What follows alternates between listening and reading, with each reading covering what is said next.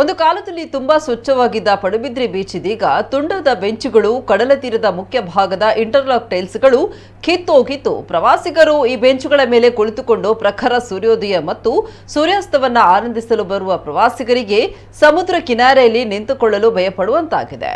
Watching tower ಮೇಲೆ ಏರಲು ಇರುವಂತಹ ಏಣಿ ತುಕ್ಕು ಹಿಡಿದಿದ್ದು, ಜೊತೆಗೆ ಸಮುದ್ರದ ಕೊರತೆಯಿಂದಾಗಿ ಹಾಲಾಗಿದೆ. ಶೌಚಾಲಯಕ್ಕೆ ಪ್ರವೇಶಿಸುವಾಗ ವಾಸನೆ ಹಾಗೂ ಸ್ವಚ್ಛತೆ ಇಲ್ಲದೆ ಪ್ರವಾಸಿಗರು ಎಡಿಶಾಪವನ್ನ ಹಾಕ್ತಾ ಇದ್ದಾರೆ. ಹಾಗಾಗಿ ಜಿಲ್ಲಾಡಳಿತ ಮತ್ತು ಪ್ರವಾಸೋದ್ಯಮ ಇಲಾಖೆ ಇತ್ತ ಗಮನ ಹರಿಸಬೇಕಾಗಿದೆ ಮತ್ತು ಇದರ ಸೌಂದರ್ಯವನ್ನ ಉಳಿಸಬೇಕಾಗಿದೆ.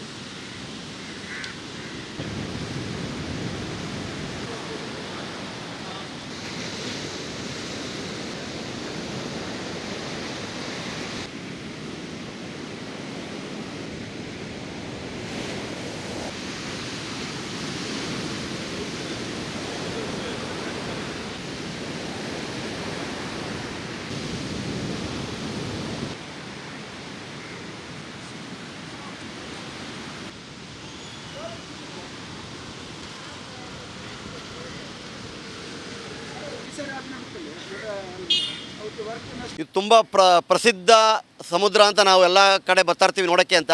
ಆದರೆ ಇದು ತುಂಬ ಚೆನ್ನಾಗಿದೆ. ಆದರೆ ಇಲ್ಲಿರೋ ಜಿಲ್ಲಾಡಳಿತ ಸರ್ಕಾರ ಆಗಲಿ ಯಾವತ್ತೂ ಇಲ್ಲಿ ಬಂದ್ಬಿಟ್ಟು ನೋಡ್ತಾರೆ, ಕಣ್ಣೊರೆಸುವ ಕೆಲಸ ಮಾಡ್ತಾರೆ, ಅಭಿವೃದ್ಧಿ ಕಡೆ ಗಮನ ಕೊಡ್ತಾ ಇಲ್ಲ. ಇಲ್ಲಿರೋ ಲೇಡೀಸ್ಗಳಿಗೆ ತುಂಬ ತೊಂದರೆ ಇದೆ. ಯಾಕಂತಂದರೆ ಅವ್ರು ಬಾತ್ರೂಮ್ಗೆ ಹೋಗಬೇಕು ಅಂದರೆ ಬಾತ್ರೂಮ್ ಸ್ವಚ್ಛತೆ ಇಲ್ಲ.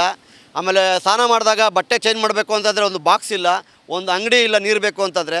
ಸ್ವಚ್ಛತೆ ಮೇನ್, ಫಸ್ಟ್ ಆಫ್ ಆಲ್ ಸ್ವಚ್ಛತೆ ಇಲ್ಲ ಇಲ್ಲಿ. ಅದಕ್ಕೆ ಮುಂದಿನ ದಿನಗಳಲ್ಲಿ ಜಿಲ್ಲಾಡಳಿತ ಹಾಗೂ ಶಾಸಕರು ಹಾಗೂ ಸರ್ಕಾರ ಗಮನ ಕೊಡಬೇಕು ಅಂತ ಕೇಳ್ಕೊತಾ ಇದ್ದೀನಿ. ತುಂಬ ಒಳ್ಳೆಯ ಬೀಚು, ಪ್ರವಾಸಿಗರು ತುಂಬ ನೋಡೋಕ್ಕೆ ತುಂಬ ಚೆನ್ನಾಗಿದೆ. ಆದರೆ ಇಲ್ಲಿ ಆಡಳಿತ ಕುಂಠಿತ ಆಗೋತಿದೆ, ಅಭಿವೃದ್ಧಿ ಕುಂಠಿತ ಆಗೋತಿದೆ ಅಂತ ನೋವಿಂದ ಹೇಳ್ತಾ ಇದ್ದೀವಿ ಸರ್. ಕುತ್ಕೊಳ್ಳೋಕ್ಕೆ ಚೇರ್ ಇಲ್ಲ, ಎಲ್ಲ ಬಿದ್ದೋಗಿದೆ.